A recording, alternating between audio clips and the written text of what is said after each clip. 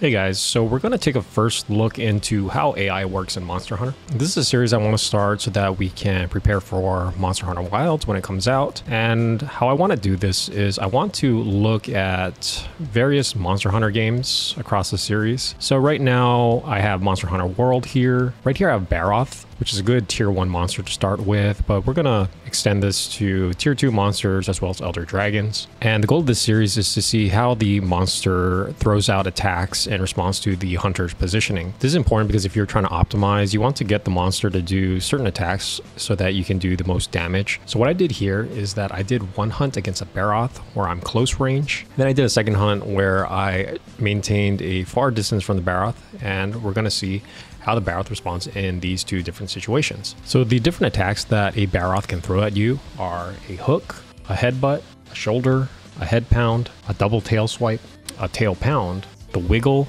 and the charge move. Now, out of all of these moves, the wiggle move is the most desirable attack because this leaves Barroth completely open and you're free to just attack him while he's doing that move for a very long time. The most undesirable move is the charge because he creates distance between you and as a melee user, that's not what you want. So there's really no time to punish him. So I'm going to throw the results on screen here, and when you stay really close to the Barroth, 30% of the time he throws a hook at you, 9% of the time he throws a headbutt, 13% of the time he'll throw a shoulder, 32% of the time he'll throw a head pound, 3% of the time he'll throw a double tail swipe, 2% of the time he'll do a tail pound, 9% of the time he'll do the wiggle, and 3% of the time he'll do a charge. So what can we conclude from these results? The yellow moves are basically moves that they're okay if he throws them at you because you can get in a decent punish on him, but they're not ideal because the most ideal move you want him to throw at you is the wiggle. The red move I have here is the charge, again because you don't want him to throw charges at you. They're just really hard to punish and they gimp your DPS. There is something to say here about the yellow moves in that the actual yellow move that he throws at you is probably related to how you're positioned to the Barroth. For example, if you're standing right in front of him, he's more likely to do a head pound,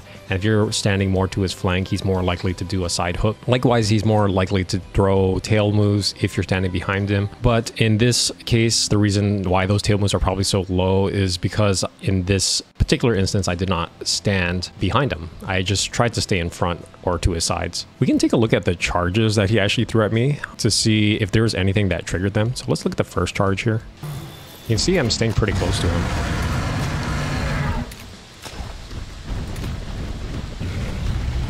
So even though I'm really close to him, he still goes into a charge here. We can just attribute it to probably RNG. The point I want to make here is that it's still really rare for him to do this. And given the 101 attacks that he did in this hunt, he only did this once or twice. All right, so let's look at the second charge. So here, staying close to him.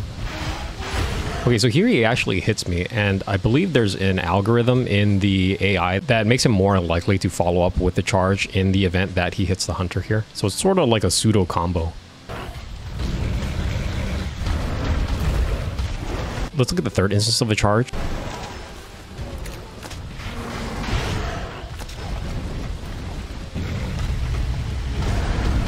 Okay, so you can see here, he actually gap opened on me. So he actually forcibly created distance before he went into the charge. So we can probably attribute this to RNG where he was long overdue for a charge. Again, these are the 3 instances of out of 101 total attacks when I was close to him that he did a charge. One thing to note is that if you get hit by the Barroth and you get knocked back, that is actively creating distance between you and him. So he's more likely to do a charge after he knocks you back. All right, let's look at the data for a ranged scenario. In the ranged hunt, I tried to maintain a large distance between them at all times. And here are the results on screen. So 0% of the time he did a hook, 27% of the time he did a headbutt, 4% of the time he did a shoulder check, 18% of the time he did a head pound, 0% of the time he did any tail attacks, 10% of the time he did a wiggle, and 41% of the time he did a charge. So the most obvious thing that should immediately stand out to you is that if you have a large distance between you and him, he's more likely to do a charge. It's good to know because this is something we're going to see going forward with other monsters as well. The next thing we want to observe is that the wiggle is also 10% of the time, and that's good news because you know that no matter what hunt you go into